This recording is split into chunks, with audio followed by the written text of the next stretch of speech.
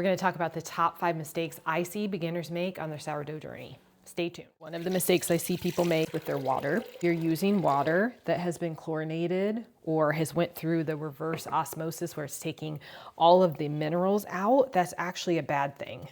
We have reverse osmosis, but we have the system that actually puts the good minerals back in. So if you don't, if you know that your water is being chlorinated, just use bottled water. Another mistake people make, and this is probably the biggest one, is not knowing when their starter is at peak.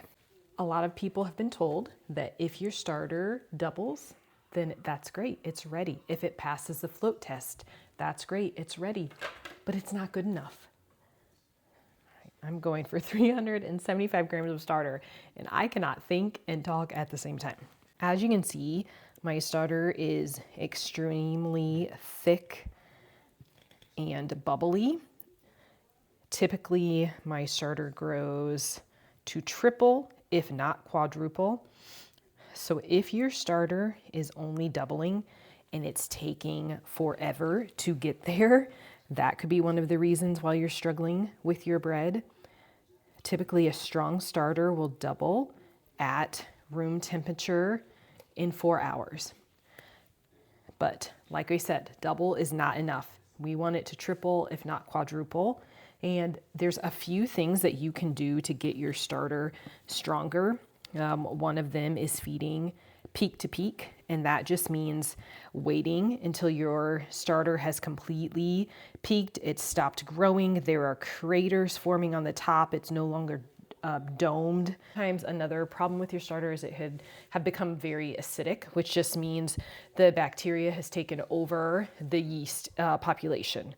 And when a starter is really bubbly, as in like little watery bubbles, like think of like bubble bath kind of bubbles, tons of little watery, airy bubbles, that could mean your starter is acidic, and it could be why your bread is turning out flat. That is a subject for a whole nother video.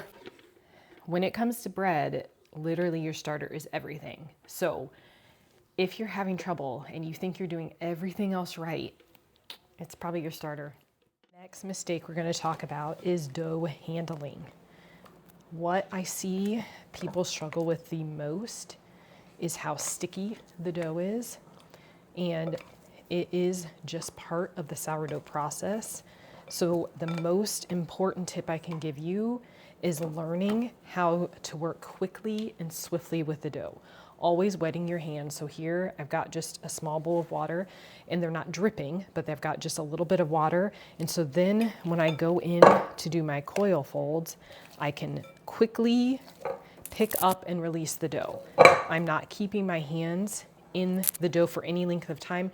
There's barely anything on my hands. If I were to get any dough sticking to my hands, you've got to wash that all off immediately, or else it's just gonna stick more and more. So here is my first set of coil folds, and by the end, the dough is completely transformed. It's no longer sticking to the bowl, and I've already got a nice tight dough ball started. So wet hands always, moving quickly and swiftly. I prefer coil folds to a traditional like stretch and fold. You can see more about that in some of my other videos. I want to talk about the next mistake I notice people making. And it's not really so much a mistake as it is just not really knowing when to call bulk fermentation. So just so you know, bulk fermentation starts the moment that your dough is mixed. So sometimes people ask me, like, after coil folds, how much longer is your bulk fermentation? And so I just want you to know that bulk fermentation, like the dough has started to ferment the second the starter was added. So for me, that's usually anywhere between 3 and 5 hours. But there are so many things that go into that timing. One is, most importantly, your starter strength.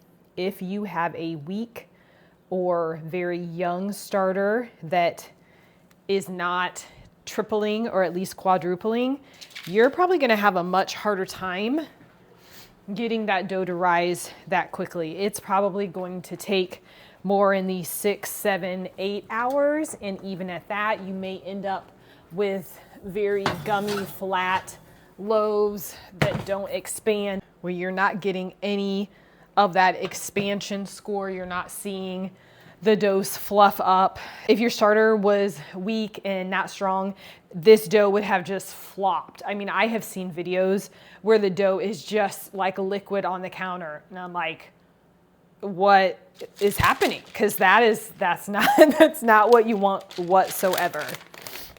So the next thing to think about with bulk fermentation, once you have established that you have a very strong starter, then temperature is the next most important thing. So I have a proofing box. So when I'm making just 1 or 2 loaves, I can put the dough in the proofing box. I can control the temperature, and I know that I can have that bread ready for shaping in 3 to 4 hours. Right now, it is really cold. It's like 25 degrees outside. It is, I think, 68 degrees right now in the kitchen. So the dough is taking longer today to rise than it normally would. So if your house is very cold, your dough is very warm, you don't have any way to warm it up, then that is just going to take longer. We're talking about bulk fermentation. So I want you to take a look at the edges of the bowl. Notice how we've got a little bit of a dome. The dough is kind of pulling away from the edges on the side. That's a good sign. It's nice and smooth. We've got a solid amount of bubbles, and this dough was mixed at about 8:30. So this is about 5 hours into bulk fermentation, and I would say it is absolutely ready to be shaped. If you are going to leave your dough in the fridge for a long time, you'd want to pull your bulk fermentation a bit sooner as well. If I were shaping and baking in the same day, I would go for a little bit further rise because I know it's not going to continue to ferment in the fridge. So like I said, bulk fermentation starts the second that we mix the dough, and it continues in the fridge. But sometimes people ask, doesn't my dough grow anymore when it's in the fridge? And really the answer to that is that it just wasn't that warm when it was put into the refrigerator. The next thing I want to talk about for common mistakes people make is shaping. This is the one that used to get me every time. I typically make 2 loaves like this, and it was inevitable that I would mess one of them up during shaping. So what I think is the easiest way, and everyone's going to tell you something different, but what I prefer to do during shaping is use a little bit of water, like just enough so that the dough doesn't stick to my hands. I wet the counter just a little bit. I also wet my bench scraper. Then when I am doing the first shape, it's really simple. I'm just literally pulling all the dough to the middle and then rolling it up, flipping it over. And then this is where if you have too much water on the counter, your dough won't stick. So then you're not able to get any dough tension. So when we're looking for a rise in the oven, that's happening because of oven spring. Oven spring is happening because of dough tension.